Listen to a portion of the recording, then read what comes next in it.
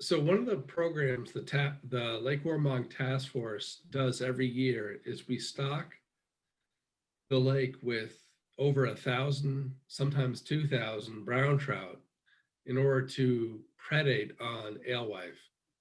And alewife were introduced to the lake back in the 70s to make the lake a trophy bass fishing lake. And unfortunately, it completely crashed the zooplankton population, and cyanobacteria blooms ensued, and the lake was in really tough shape throughout the 80s. So the task force decided they wanted to introduce a predator to the alewife to minimize their predation on the zooplankton. And so every year we stock thousands of brown trout in the effort to control the alewife population. In this video, you can see how the brown trout are carried from the stocking truck and then placed in the lake.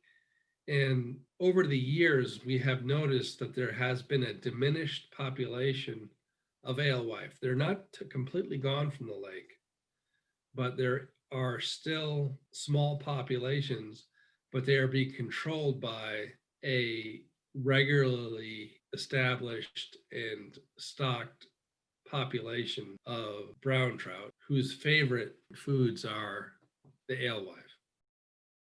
Thank you to Rowledge Pond Aquaculture, who stocks our fish. The trailer they use has an aeration system in it in order to transport the fish safely.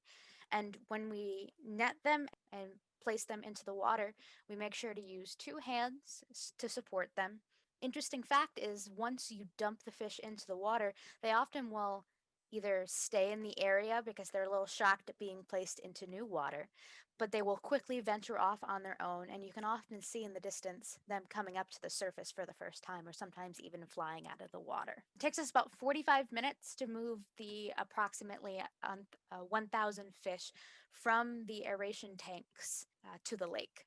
The next topic in this series is all of the sampling that the task force does on a monthly and weekly basis in order to monitor Lake Warramug's current conditions.